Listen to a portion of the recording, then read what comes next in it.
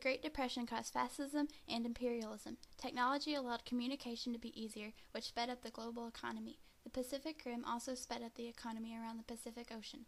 Manufacturing, technology, goods being produced, and multinational corporations spread out their influences.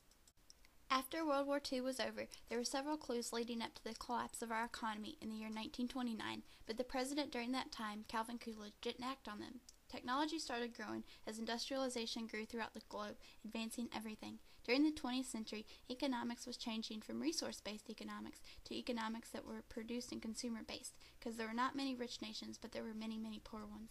The Pacific Rim pretty much controls global economic development because of the big economic centers like Tokyo, Sydney, Hong Kong, and others. Multinational corporations played a big part in taxes, lobbying, globalization, and withdrawing from the market. Marxism, new religions, and other new ideas such as communism affected most of the world and caused different political leaders with views that varied to come to power. The Russian Revolution in the year 1917 began communist revolutions within Europe. More and more people wanted equality in society, even women, who were gaining more rights and job opportunities. The patriarchal system was still used basically everywhere, though. Workers and peasants protested because they were still poor, and they blamed the factory owners and the government for that. Religions had to start tolerating new ideas in order for them to stay popular. Cultures were growing and changing during this time period as technology became more advanced. During the 20th century, the U.S. grew technologically and industrially. New technology was used in daily life, helped with weapons for war, and enabled the U.S. to become the most powerful on the globe. Europe's architecture switched from Victorian to modern style. The car affected the West before it did the East. The space program was begun when the Soviet Union launched Sputnik 1. Some people were unhappy with the technological advances. Jews didn't respond well during World War II and were killed by Hitler and his Nazis. The amount of people migrating from developing countries to industrialized nations kept growing and growing because the people were looking for better jobs. New technologies caused death rates to lower, and birth rates in industrialized nations were lower because women were getting more educated, whereas the birth rates in developing countries were still high. Factories and industrialization really changed cities and the urban lifestyle. Electricity lowered the pollution levels. The large population needed more houses and more industrialization. Deforestation occurred and the environment was damaged. People started helping out to keep it safe. Many countries had alliances with each other, and the similarities that the places shared helped bring them closer together. This is an example of convergence. However, cultural diffusion is also important because the more diverse an area is, the more context the area has. The advantages to using units of analysis in the 20th century are that the terms used to describe areas which have something in common were probably experiencing similar things in the economy, war, religion, etc. The disadvantages are you don't see the whole picture of the world during this time because so many alliances are being formed and broken. As things were being questioned, revolts, protests, and violent fights were breaking out. Kenyatta, Nkrumah, and Gandhi led the fights to independence. Both the fights in Africa and in India ended with the splitting of groups, black and whites in Africa, Muslim and Hindus in India. In both Cuba and Russia, fighting has been going on for women's rights.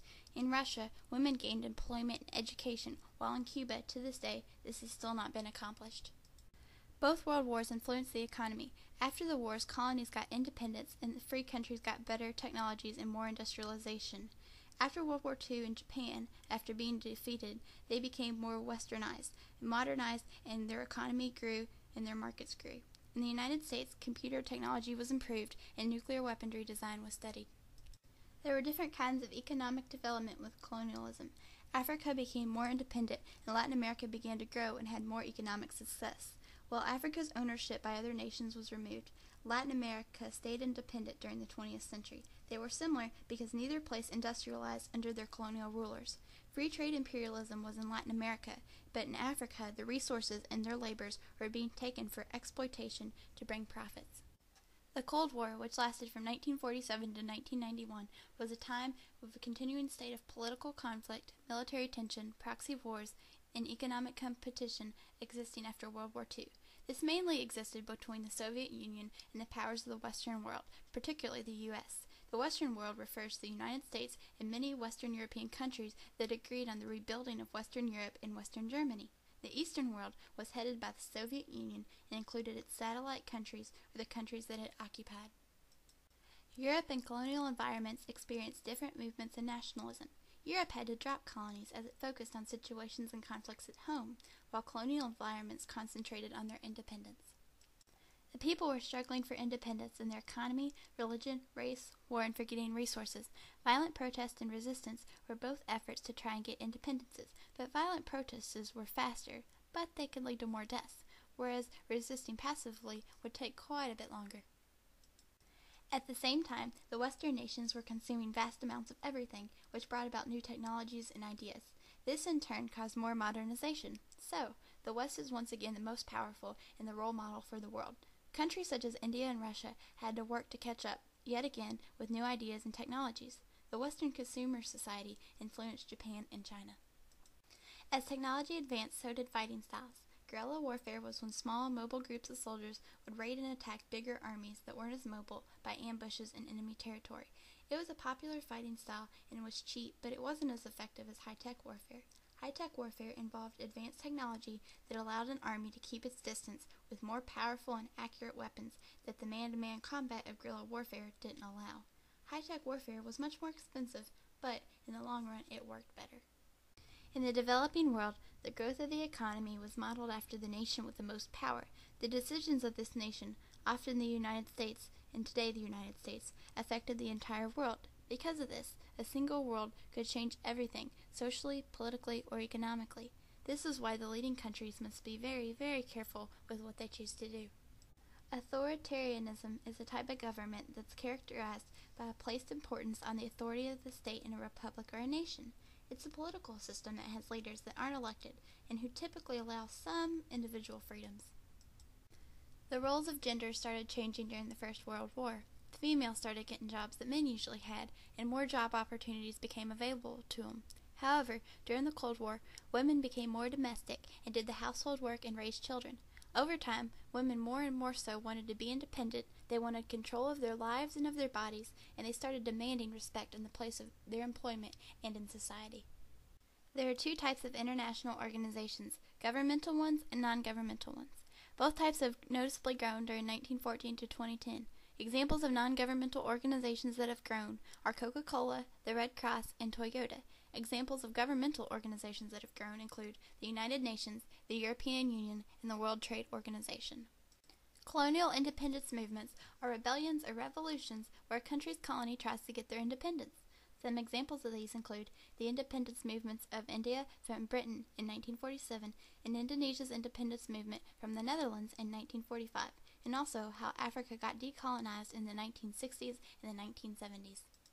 Genocide is the systematic killing of people because of their culture or race. Throughout World War II, Hitler persecuted many groups of people, the Jews, the Slavs, and Gypsies, Jehovah's Witnesses, and homosexuals.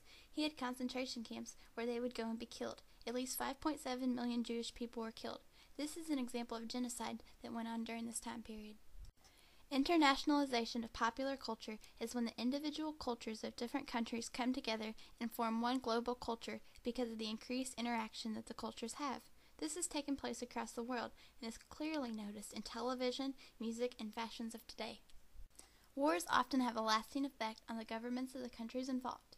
After World War I, the Western nations fell into a depression. The war, however, had little effect on democracy and imperialism in the Western nations. They still prospered in these areas.